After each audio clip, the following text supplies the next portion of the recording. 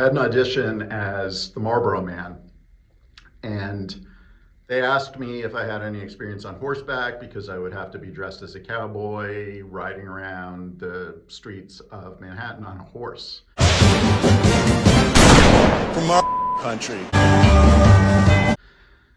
So I said yes, although ironically the only experience I had actually had on horseback was 2 years before when I had booked a spot on the Bobby Flay show and I rode around Manhattan dressed as a cowboy on a horse.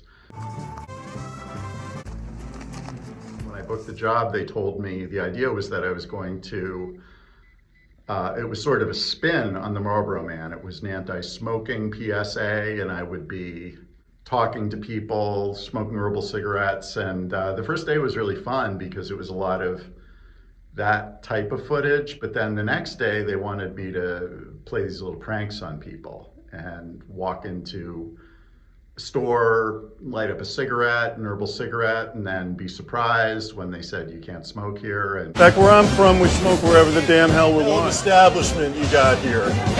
Oh, you can't smoke that now, huh? Yeah, serious? Y'all serious? Can't light that in here, sir.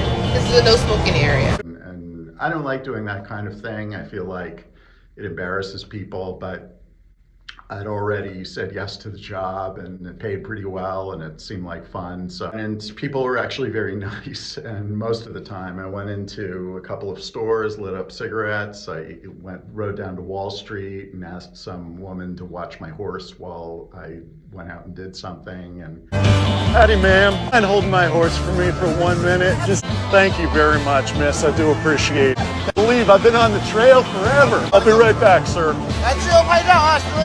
they did censor me a little bit because I won't get into that, but it kind of turned on the third day because I got some bad reactions. Oh, you're not allowed to smoke inside. You're messing with me, right? No, I'm not messing with you.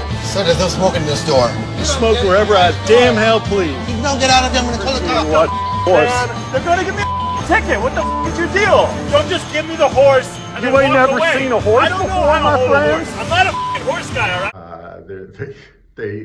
And I realized they were progressively making this a little bit more intrusive. Great place to Well, you, son. What? Here, look, change for a cowboy, sir? You're in my way, lady. So they gave me an actress to work with who was supposed to be a mom, and she was pushing a baby stroller. It didn't have a real baby in it, but a doll with a blanket pulled over it. And the idea was that the Marlboro Man is such a jerk because he's smoking in public, no respect for anyone's space. So they had me go up and ask the woman for directions and blow smoke in the baby's face. And the mom got really angry. But again, this was an actress, but there was some guy on the street who didn't realize it was that kind of show. And so he stepped in and started threatening me, and the security stepped in and told them it was, a prank.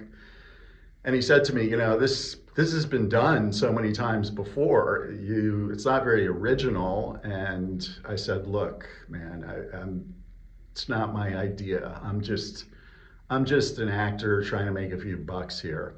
So they didn't use that bit. They wanted me to, well, not the final straw, the penultimate straw was when they told me to go up to a hot dog stand and order hot dogs and sausage and a couple of sodas, put them in a bag, and then tell the guy I didn't have any cash and try to trade him like a pelt for it. Beaver skin, I can trade you. And so I did that, and the guy at the hot dog stand, and rightfully so, was furious, and he started coming after me, fork in his hand, kind of waving it at me, and so again, security had to step in, but it was an uncomfortable situation. They did not use that bit either. So the final straw for me was they asked me to go into a bank and light up a cigarette. And I thought about it for a minute and I realized I'm not walking in a bank and lighting up a cigarette with with matches or a lighter. They're gonna think I'm trying to blow the place up. And there's security guys with guns there. This is not gonna end well. I mean, the best case scenario would be they'd yell at me and kick me out. And so that was kind of it. And they understood my reticence to do that. And a lot of people didn't know it was a spot, and they actually thought I was a cowboy riding around who had just showed up here from somewhere and didn't know the customs or had never watched TV before. That was it, and I put my cowboy hat away, and I'd actually done a lot of gigs where I played a cowboy for whatever reason.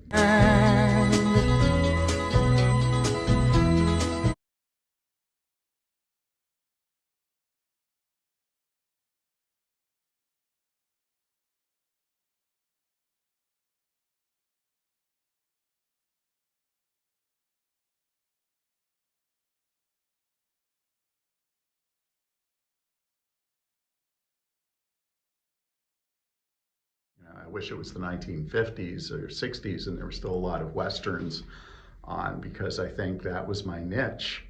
But the ship had sailed, the horse had left the barn, and I've long since hung up my cowboy belt and my boots and on to different things.